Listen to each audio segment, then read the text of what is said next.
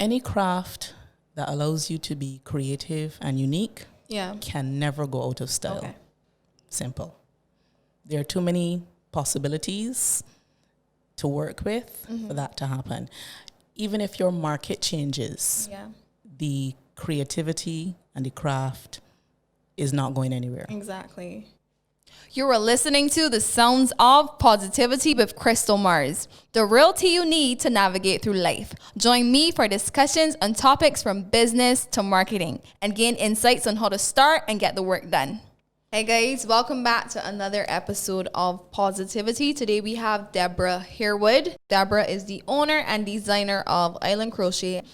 She has a full-time job. She's a mom and she juggles a very, very active lifestyle. So there's definitely some gems that we can learn from dear Miss Debra. So let's hear the journey and how you started.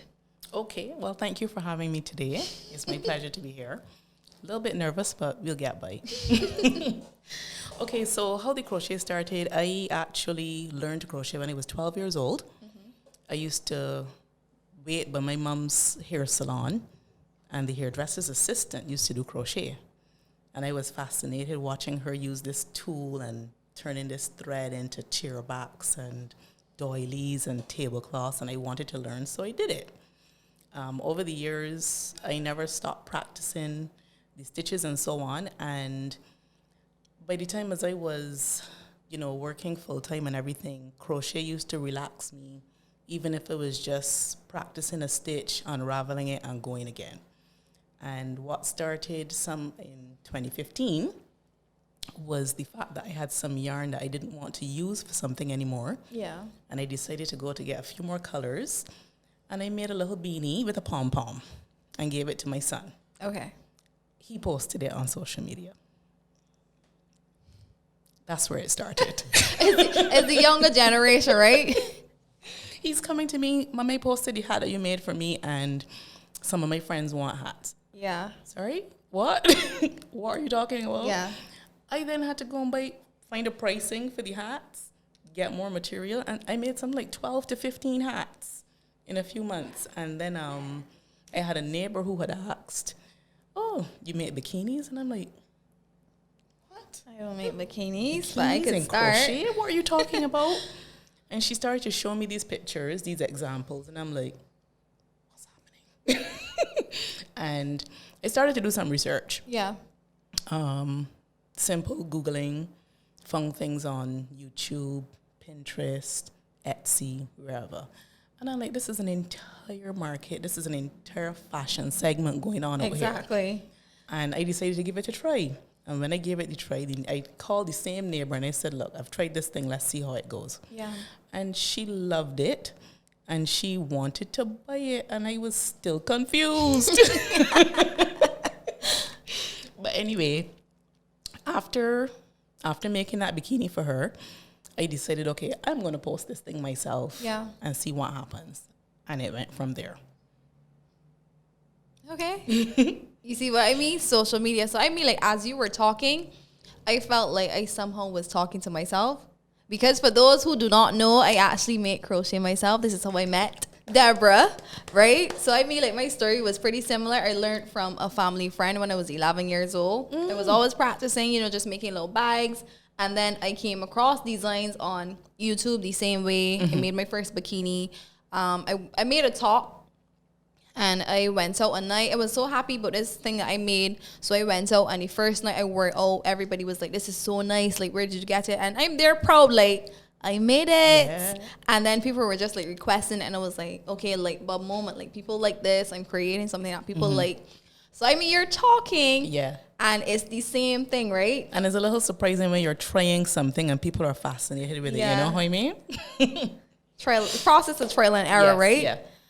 So let's hear about, this crochet thing. If you don't know Debra has some really, really nice work. I am not just gassing her up. I mean, like, how do you manage this and a full-time job? Because crochet is very, very time-consuming, at least for me. So I mean, like, how do you manage, a job, a child, working out? We need to know this. Okay, so honestly, sometimes I skip the working out. Okay. Yeah. So I guess because it's such a passion for me. Yeah. And there are always things that I want to try.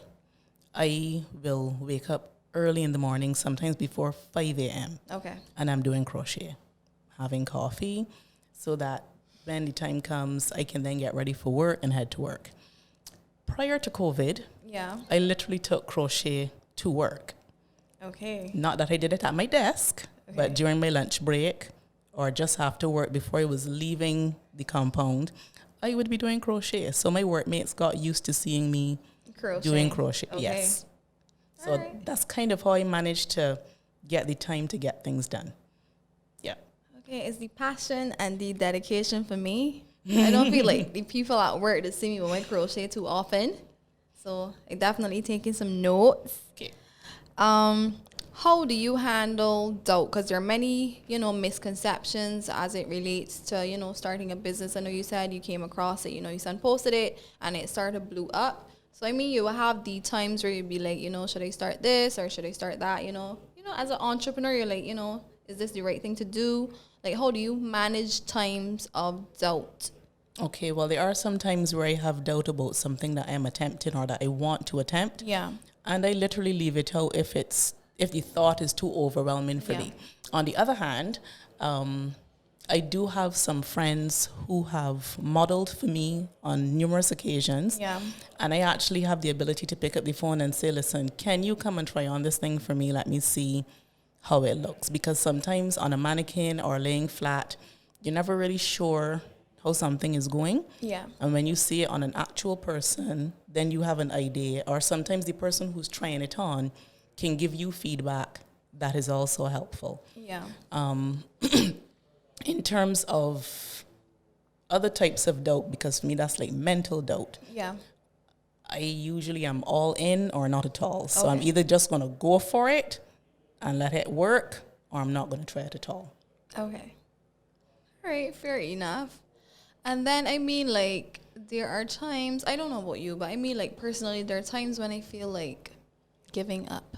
Yeah, it's a real thing. You got times when you feel like giving up. And I know many other, young entrepreneurs probably experience the same thing. You start a business, you've been in it for a minute, and you got that feeling of, should I pursue this some more? Should I give up? Should I take another route? Like, what do you have on that? What take do you have on the giving up process?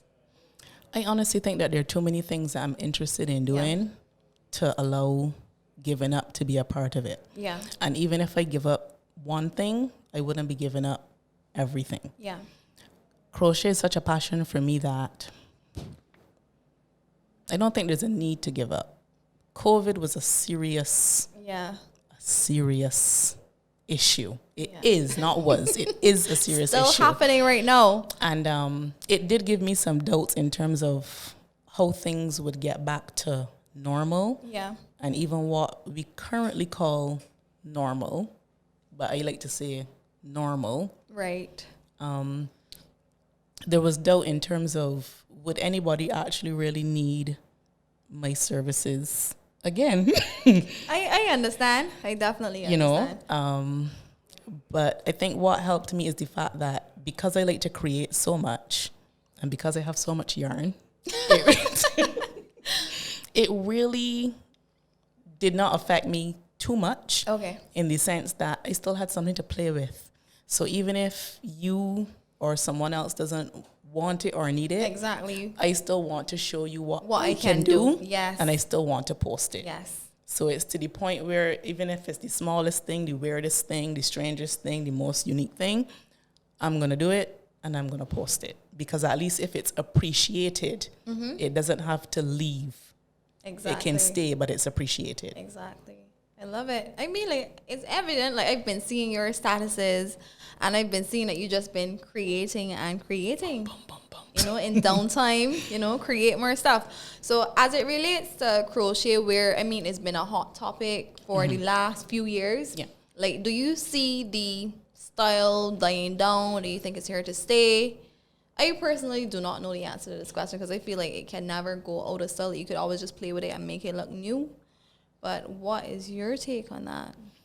Any craft that allows you to be creative and unique can never go out of style. Okay.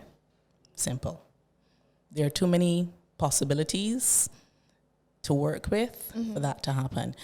Even if your market changes, the creativity and the craft is not going anywhere. Exactly. Yeah, I like to think there's always different ways that you could do something old and make it new. So I guess that's my take. All right, down to how I met Debra on women and empowerment, right? So I feel like you came in my DMs. I slid right in. I can't remember the exact conversation, but from the time I met Debra, it just been good energy. Like, she's been sharing stuff with me. Likewise, I've been sharing stuff with her. And I really like the aspect of women in business, women in anything, and being empowering to, each other. So, I mean, like, when it comes to, persons seeing themselves as, I'm competing with her. Like, for me, like, when you first reached out, I was like, okay, this lady does crochet as well. She's reaching out. Well, and it's not everybody that I reach out to either, Yeah. I had been seeing your work for quite a few months. I distinctly remember a white crop top with marijuana leaves on the front. And I had this picture saved plus a screenshot. Yeah? And I'm like, as simple as that thing is, that is amazing.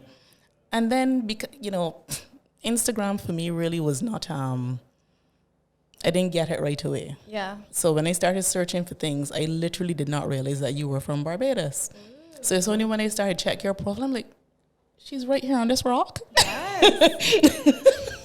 So I said, no, I need to ask her a question. Yeah. I need to ask her a question. And I mean, we've come a long way in, I think, what is 2 or just over 2 years. Yeah. Meeting each other personally, having great conversations about designs and time and creativity and everything like that. Right? You asked me to do something for you because you didn't have the time. I know, right? And there are not many people like that. Yeah. And as you speak to the energy, I would agree with you. And this is why I started off by saying it's not everybody that I reach out to. Yeah. Because as much as I have other crafters who may contact me, I keep that, nice to hear from you, but you're not my girl. No shade. No shade, sorry. No, but it's usually the approach. Yeah. The approach is what is important. And if the approach is respectful, complimentary, acknowledging your creativity, I think anybody can work something like that. I'm just saying that everybody does not approach it the correct way. And that's something that I think needs to be worked on. Okay, I agree. So let's get into how Debra helped me make something. I was at university and I was overwhelmed with my exams. And I made this dress. I made it once. Debra made this dress more than I did, right? I made this dress one single time. And I was just overwhelmed. And I was like, if there's anybody who could do justice and do a good job and, agree to do this with me, it would be Debra. So I was very thankful, I told her, exactly how to do it. And it was the bomb. I probably need to insert that into this video somehow so you guys could see the red dress, work. the red one. So nice. And then there were many times when I probably didn't know how to stitch something or I didn't know a specific pattern. And I felt, at home that I could say, Debra, how do you do this? And not think that there was this negative energy. And I think women in business, I think you should always have like a kind of community or, just some kind of huddle that you could reach out and get support from fellow entrepreneurs just like yourself. Well, here is where I will reinforce that the communication is key. Yeah. Because your energy is amazing. So when you reached out to me to ask me to do that dress, and I remember you sent, I think there was a video and then there were some still pictures as well. And I'm like, yeah, I can get that done. Yeah. And then the thing about it is the person that it was being made for is also an amazing entrepreneur as well. Oh my God. That's the thing about it. And I had no idea who it was that I was doing it for. My God. I don't know if we're going to get a chance to mention her or not. That's fine. Designs by C. Designs by C, or CC the designer, because she has 2 different pages. And she does some amazing swimwear and clothing and everything as well. So that was an opportunity to meet another female entrepreneur. Yeah. You know, and so many compliments on that dress have been received. And I always have to say to people, listen, this design is made by Mars. Let's start there. Made by Mars, made it once, you know. Like Debra No, is you did the white one veteran. as well. You did the white plus size one. Yes. I forgot about that. Yes. Wow, I have a fan. I forgot about that dress. Right. And then, you know, a few times when I needed help. So I definitely feel like we as women, we as entrepreneurs need to create a space, a welcoming space to, you know, help others, assist others, and, you know, get that help. I also knew I remember you told me you were like in a Facebook group. Was it a Facebook group or something? Yes, there's a crochet Facebook group that I'm in called Chasing Sunray. Okay. Or the Sun Clan. I may not have it fully correctly named, but I'm still in that group. Yeah. And these are females. I shouldn't say females. These are people because there are some males in the group. Okay. From all over the world. And what they do is that they share their work, their creativity. Some of them share free patterns. Yeah. Others reach out for help or just ask a general question and so on. And I find that is a good forum for entrepreneurs who would like to push themselves further because there's a lot of encouragement in there. Yeah. As well as a lot of creativity. And sometimes ideas that I work with start from within that group. Exactly. I love it. You see, a nice support system. Yeah. Feel welcomed. I think you mentioned before how you handle the work-life balance. But you've been mentioning COVID. So I want to know, you know, how COVID impacted on Island Crochet and Debra as a whole. Okay. So I think my reaction to COVID was slightly opposite to most people because most people felt the initial shock of COVID and the whole shutdown on the island. Whereas I was like, I have time to crochet.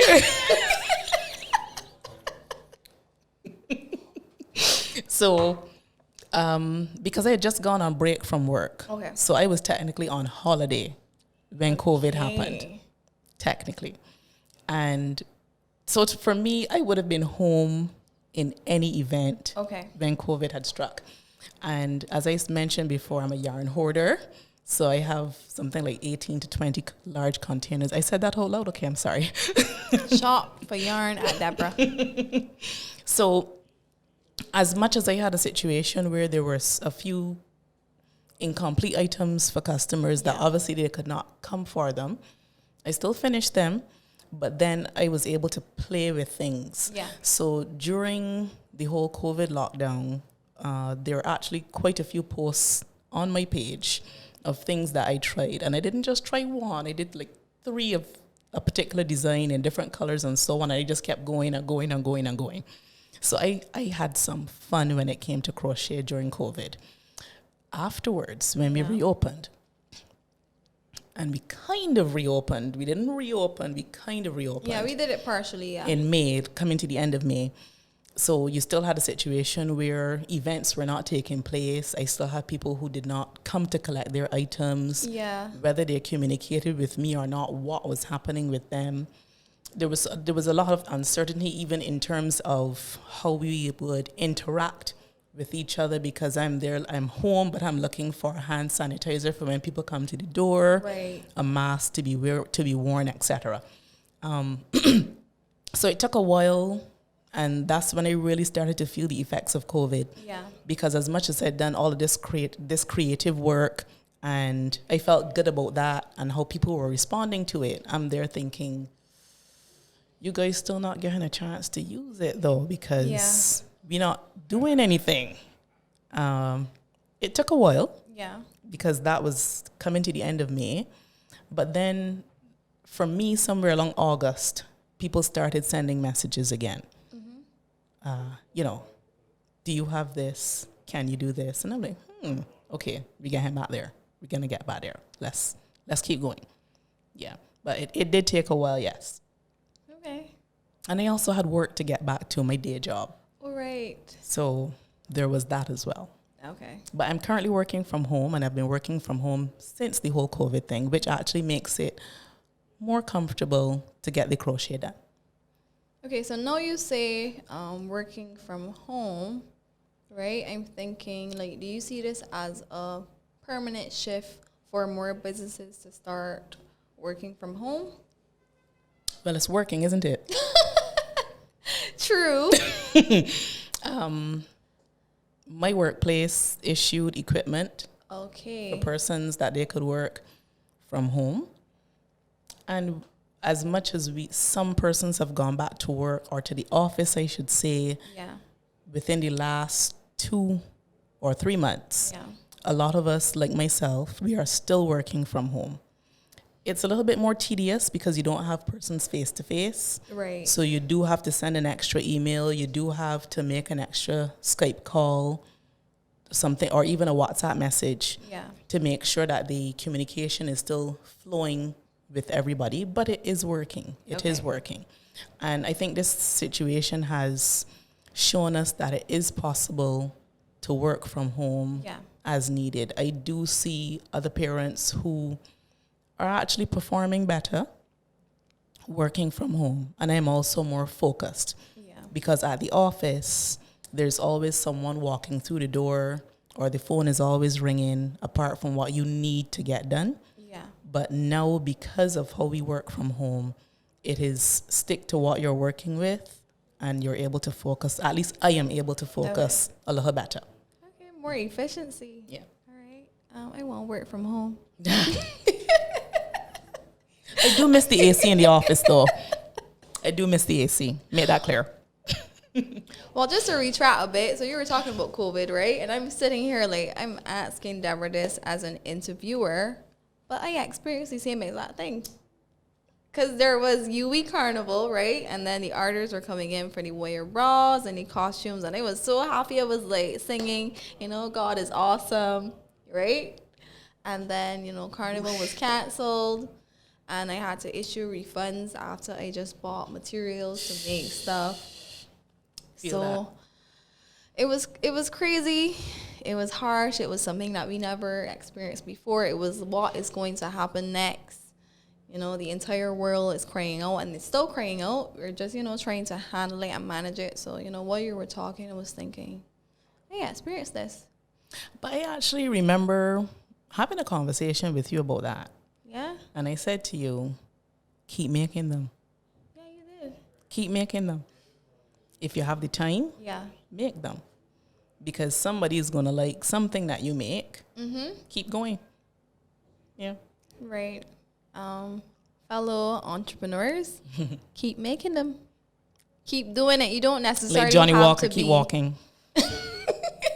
in the craft or design industry, but yeah, don't let external forces to cause you to give up or stop.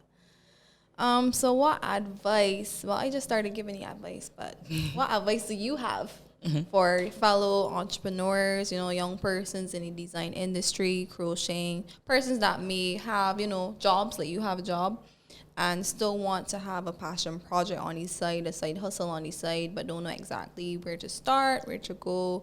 What advice do you have for such persons? Okay, so right now I can generally think of 3 main things. Okay. They're probably not everything, but they're the 3 that come to mind first. Yeah. And I would have mentioned 2 of them before. So number 1 is do your research. And by do your research, I mean not just research other people's businesses or other people's craft, but the craft in general. Whether it is the how-to, the when-to, or the where-to of the craft, the supplies, because we do live in an island that the supplies that are available to us are not quite the same as those from external sources. Exactly. It is also harder to obtain things from the outside now. So you do have to learn to work with what you have. Yeah. But do your research in terms of, and I always say this to people, YouTube is the freest education out there. Mm-hmm. Free. Yeah. Just the same way that you can get Wi-Fi from somewhere, you can utilize it to get YouTube. There's also Pinterest.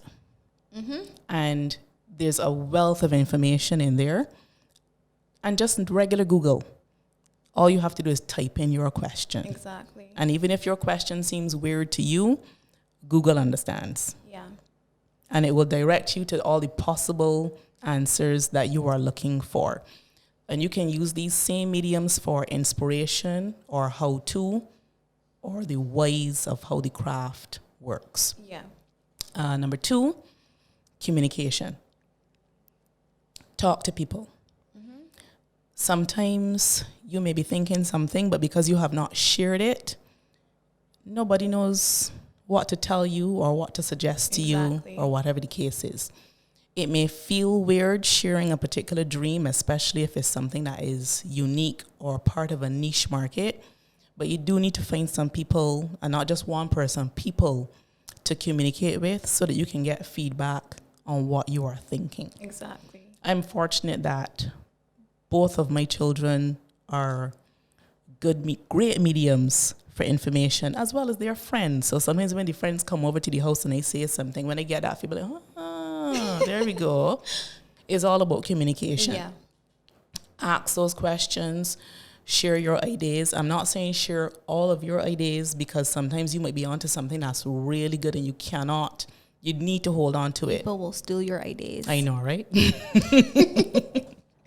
But you do need to communicate in order to find out what people are thinking about what you are thinking about. Okay. There's a third thing. If only my brain would come back to me about it. That would be great.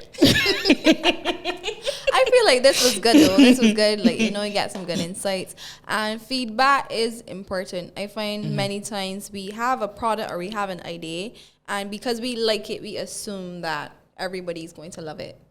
Right? So we need to really focus on, what people want in the market, the current climate. I saw a quote that said, do not focus on your competitors, but focus on your customers. And I think that is the major key, right? I'm not looking at you. Maybe I might see her and think, oh, she's doing better than me, or oh, she has more equipment than me. But if I just focus on who I'm appealing to, and I have my product, whatever it may be, packaged that would directly attract those persons, then I'm satisfied. I do remember the third thing now. Amen. And that is move at your own pace. And the reason I say that is because I have received quite a bit of advice from people that would say to me, you need to be doing this full time. You're good enough that you should be at this stage and at this point. Hold up. Yes. Hold up. I'm comfortable with the pace that I'm doing it at right now. It's working for me. Yes. It's manageable for me. Yes. So if you have an idea that you want to roll with and you want to go all in and you just want to let go everything else that's going on around you, that's fine. That's fine. If it works for you, that's fine. Yeah. But what I currently do and how I currently do it works for me. So that third piece of advice for upcoming entrepreneurs is move at your own pace. You have to know for you what is going to work for you. I love it. So there we have it. Advice from veteran Oh Deborah Harewood. Debra, this has been a lovely little short chit chat. Yeah. Thank you so much for coming. So check out Island Crochet on Instagram. She has, great stuff. She does everything under the moon and the stars. I try. The sun on earth as it relates to crochet and designing good work. So check her out. Thank you so much for coming, guys. That is a wrap. See you next time on Positive Tea.